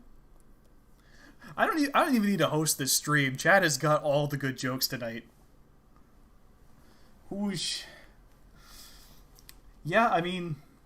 There's always going to be furry jokes. Well, I mean, where do you think the Army gets the recruits from nowadays? Tumblr? Yeah, mostly. Have you seen the recruitment ads? Yeah, big oof there. At least the Crayon Eaters are still using regular recruitment. No, those are the guys that ran the footballs in high school. Yeah, exactly. The ones they're marketing towards, with the not to get too political here, but the ones they're marketing towards that you're talking about, those are those are Fauvet larvae, the ones that are they're tightening bolts and working on stuff around the bases. Right. Inquisitor Jack says there's a ton of furries in the military. Yeah, there's some that work at the shipyard that I'm at as well, building the destroyers. Because I'll tell the story. It's funny. So there was a rumor running around where somebody had actually gone to management and requested that a litter box be put in the restrooms to accommodate him. Now, I think I remember you talking about this, dude, and this is totally legit. This is not, No, yeah, I am not making this up. So the rumor was that they were going to do it. That didn't turn out to be true, but it did come up in management meetings. It made it all the way up to management, and they had to discuss it. So there was a guy somewhere. Nobody knows who it is, thank goodness. But there was a guy somewhere who asked that they put litter boxes in the restrooms so that he could take a dump as his real self. This is like where I work. There's no men and ladies room anymore. There's two bathrooms, but they're not marked, so it's like anybody just grab whatever you want. Yeah, they've done some of that where I work as well, but they haven't bothered remodeling the restrooms. So we still have men's and women's rooms, but then there's a third one for people who want to have their own thing. And I'm pretty sure there's no real consequence for which room you go into. You can go to either one, but from what I've seen, nobody does. Yeah. Yeah, it's most people are just kind of most people who are the type who are in hard manual labor don't tend to be quite as concerned about that kind of thing, in my experience. It's not about whether it's good or bad or right or wrong or anything like that. It's just they don't care one way or the other. And as long as it gets done. Yeah, it's the bathroom. You go in there, you do your business, you leave. Or if it's anything like my workplace, you go in the bathroom, you sit on the toilet, you play on your phone for a half hour, and then you go back out and keep working. So nobody's paying attention to who's in there. Not even the supervisors go in to check. But yeah, all that off of Cool Infests. So I think that's a really cool idea. There's a lot of neat things that are coming in military development. We have one thing that's also coming around the shipyard that they've been trying to get us, and that's almost, I don't want to say it's like a mech suit. It's more like this metal frame that mounts to your body, and it's got powered limbs on it that allow you to work with your arms overhead, but you just kind of rest them in the straps so you don't have to physically hold them up the whole time. It's a little hard to... Yeah, it's like a smaller version of the power loader from Aliens. Hyundai Heavy Industry started using them in South Korea about less than a decade ago. Again, I wrote an article about it when I was writing for Sarna, and it's pretty neat because it's it's essentially it's like a far less bulky version of the power loader. Hold on. I just got a message from Admiral Chirino saying they found an art. Oh my god, it's not a joke. It's not a joke. Hold on. I'll pull it up. Oh my god. Yeah, Daily Beast. How a cooling vest invented by a furry made its way into the U.S. military. Oh my god. Well, who'd have thunk that?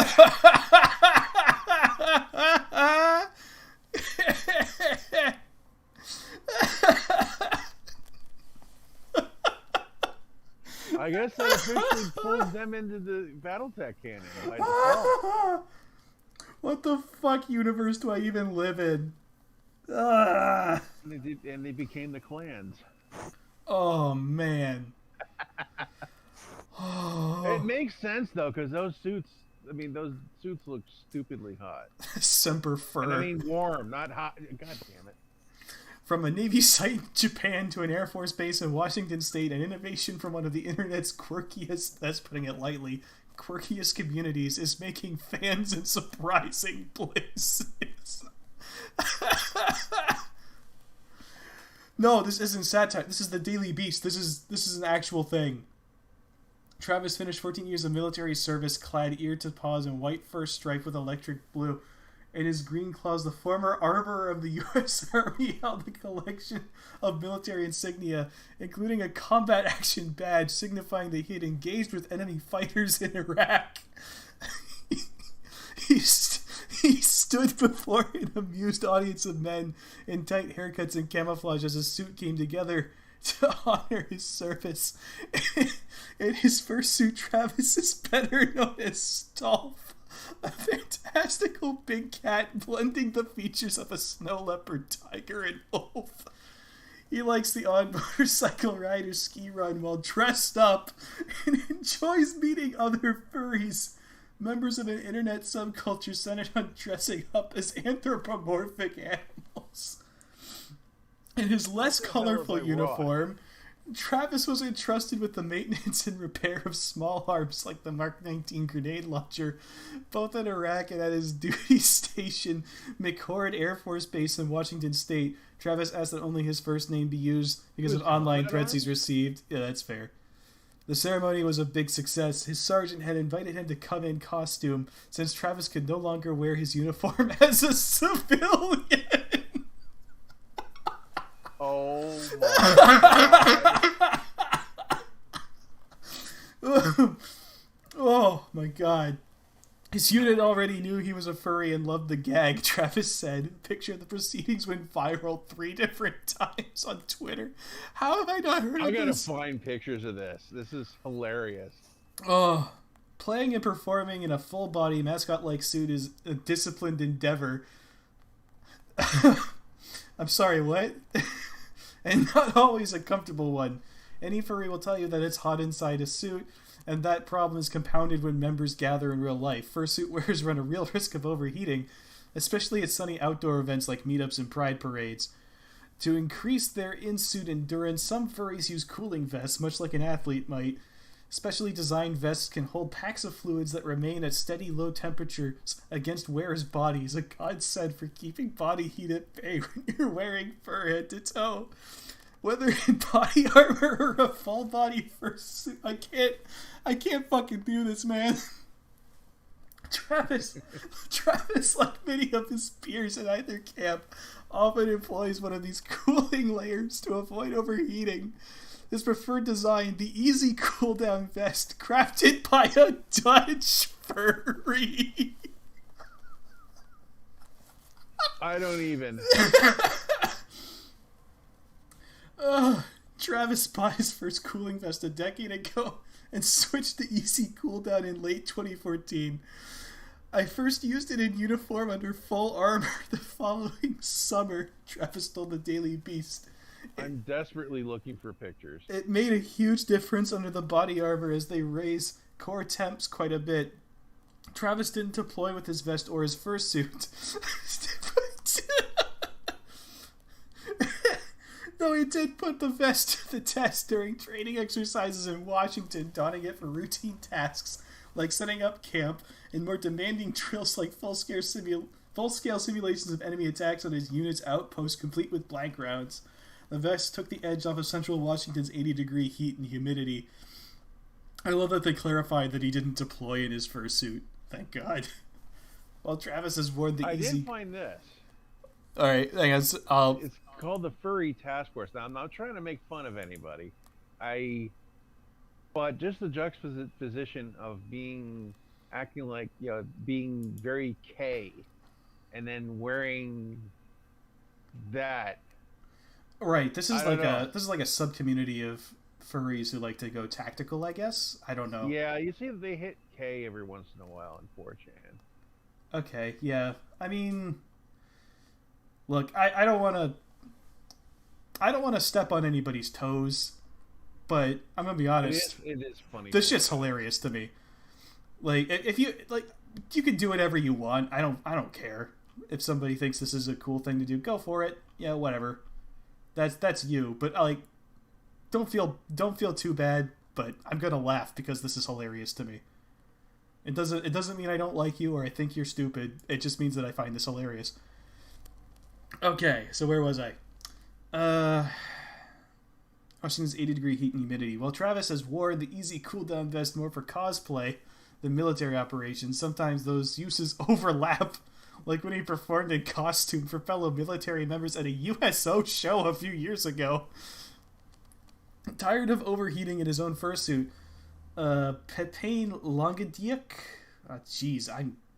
it's Dutch, I can't pronounce it. I butchered that. Adapted a military cooling vest to his own needs to create the easy cooldown vest.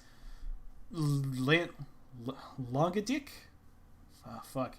A resident of the Netherlands goes by Easy Wolf in Lupin costume and named his invention after his character. Oh my god. Excuse me. Langedijk and his husband Tom live in Amsterdam and run the easy cooldown business together full time. They met during Elfia, a medieval fantasy reenactment fair, and their hobbies led them to test their product on themselves. The team told the Daily Beast that they sold more than 1,000 vests in 2018, which retail for $215, packs included. Roughly 80% of the company's sales are to U.S. customers. The pair don't have official military contracts, but they told the Daily Beast that a small group of U.S. Navy troops in Japan reached out to Easy Cooldown 3 years ago to ask if the company could ship to military bases. The service members ended up buying 10 vests, and their friends brought 20 then 30. He still doesn't know how they heard of his product. Considering that they're only $200 a piece, I think it's best that, you know, military just do it get them themselves. That way they can just keep them, because once the DoD gets involved, suddenly those things would be like $20,000. Yeah, right. While the Navy did not respond to requests for comment, a spokesperson for I wonder why. A spokesperson for the Army explained that soldiers were known to buy cooling vests in an individual capacity. There's an Army joke in there somewhere, but I'll leave that. Langedijk said, if they're not briefed on it priorly, they have nothing to say. Langedijk said he first noticed military members using phase change cooling vests, as they're called, in a CNN segment in 2012. Soldiers primarily wear cooling vests in armored vehicles like tanks that heat up while operating. So yeah, like mechs. Especially in desert environments, according to a spokesperson for the Army's equipment department. I mean, I'll be honest, that's probably where the coolant vest in Battletech comes from. A lot of the stuff in that is based off of stuff that was like in the 80s. Totally nothing to do with, the big honking, nuclear power plant under your ass. Yeah, well, I mean, even a diesel engine is pretty fucking hot. The Army's cooling vest system requires its own portable power source, the spokesperson for the branch told Daily Beast. This kind of vest is bulky, but cools the wearer effectively by circulating chilled fluid through a vest worn against the skin. As both a cosplayer, an umbrella term for dressing up in costume, and a professional videographer, Langedijk saw the equipment's potential for extending his time in costume and helping actors stay cool on set, but the military design he had seen was too bulky, heavy, thick around the waist, and not user-friendly for costumes. Give me a second. I laughed a little too hard. The Dutch innovator decided to create his own slimmer cooling vest targeted to people in costume, placing cooling packs in the small of the back and high up on the chest to complement the owner's body. On the way, he worked with partners to concoct a proprietary chemical blend that fills the packs of his vests. He released the product as Eurofurence, a furry convention, in 2013. Langedijk's cosplaying friends quickly told him the design was, quote, a game changer. A fursuit maker who spoke with the Daily Beast was familiar with the company's lightweight design and described its mesh fabric and cooling system as making a huge difference over bulkier vests that work through evaporation. The system might be pricier, but the innovation is well worth it, they said. Easy Cooldown isn't the biggest vest maker in the market, but is the only one run by a furry. According to Langedijk, that community credibility goes a long way. Well, at least he knows what he's talking about. Oh, this should be fun. For all their differences, the U.S. Armed Forces and the furry community do... hang on, I lost my place. Do have some overlap. Traces of military furries or milfers are scattered around the internet for anyone who might go looking. Last year, the Daily Mail profiled a 22-year-old furry named Jordan Jones, a survival equipment manager for the U.S. Navy who dresses up as a purple husky in her spare time and makes custom furry garb for others. Another story profiled the, quote, double life of Mark Smith, a U.S. Army specialist in furry who runs a YouTube channel called Mark's Barks. Communities of milfers have been coming together online for at least the last decade, reaching out to like-minded souls and sharing difficulties. I have only met one other milfer. It's a bit difficult to not have anyone else who gets it, one user wrote. Another asked, as a lion planning on joining the Air Force, do you think that Maine animals will get shaved at basic training?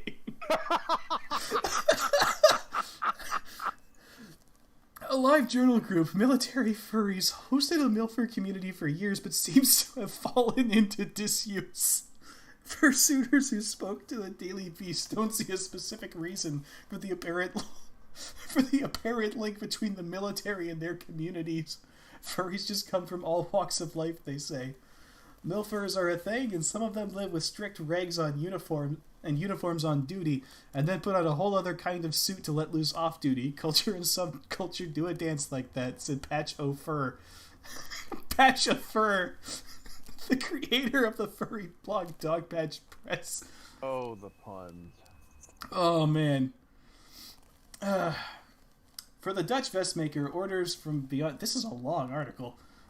Orders from beyond the furry world started coming the same year he debuted his now beloved design.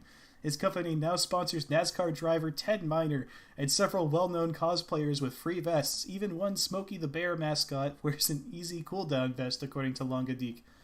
Huh. Yeah, sports mascots would probably hit them up, too. No, that's legit, though. Miner did not immediately respond to a request for comment. An education manager for the USDA Forest Service said individuals do many things to keep comfortable in their suits, but that the agency makes no official endorsements or recommendations. Langadeek told the Daily Beast that roofers, miners, offshore drillers, surgeons, video game testers, pet owners, and sports league mascots have all written to say they love the vest and their specific contexts.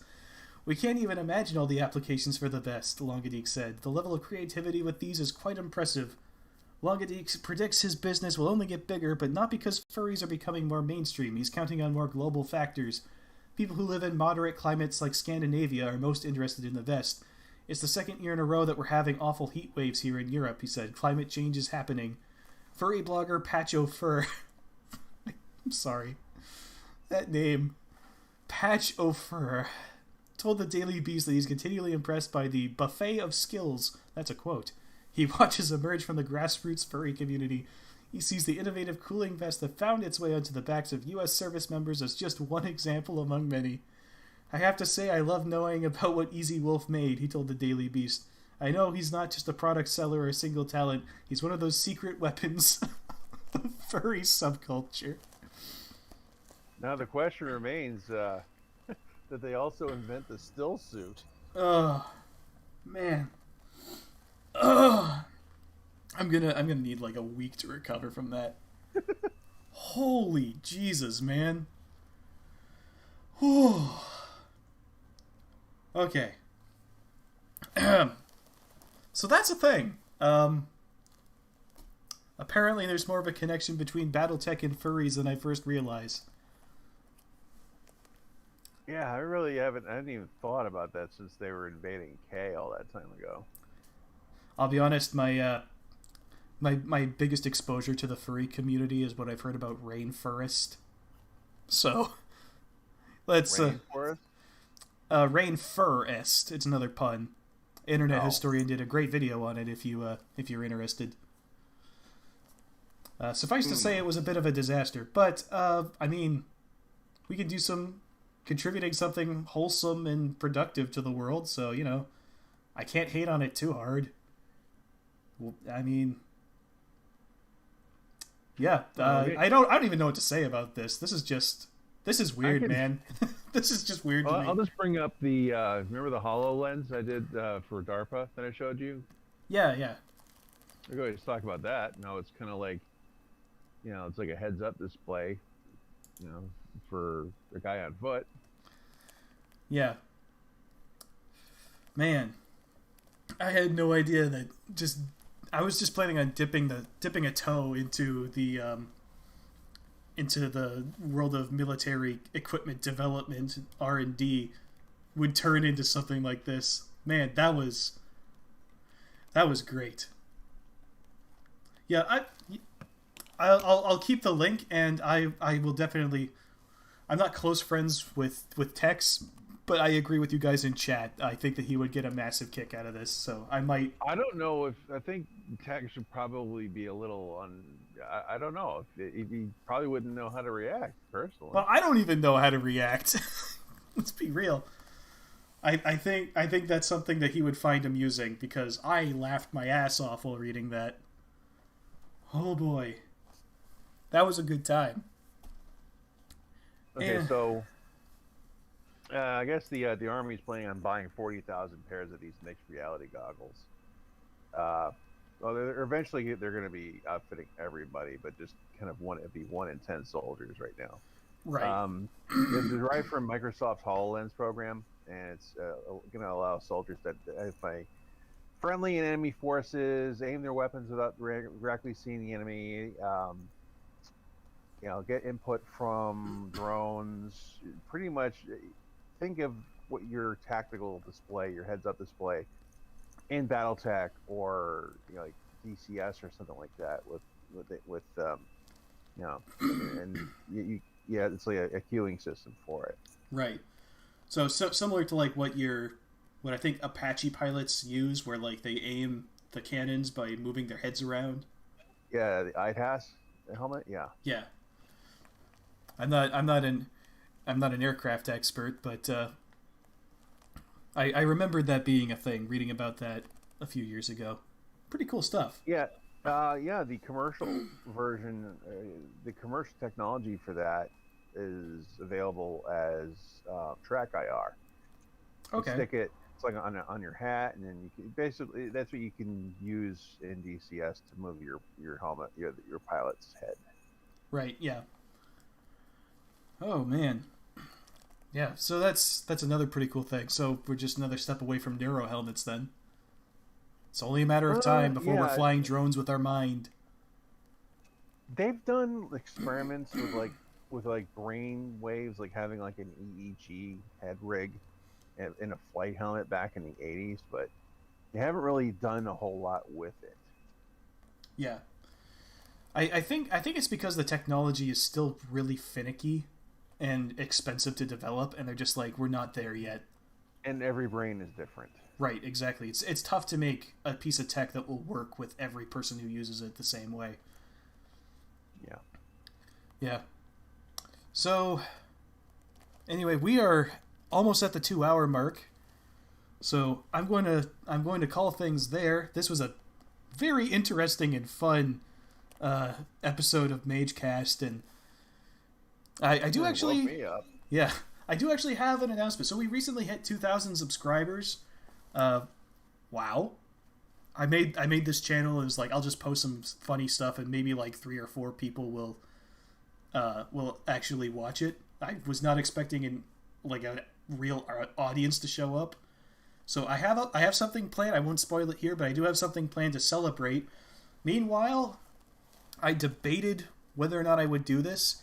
I have opened up a Patreon. The link is down in the description. And understand, it's not required for anything. I'm not putting any exclusive content on there. Everything that I make is going to be available for free right here on YouTube.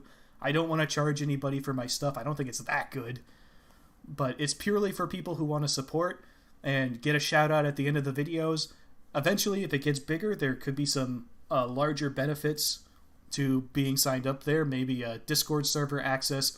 But all my content on YouTube is still going to be right here, just like it's always been. You won't have to pay an extra cent for anything.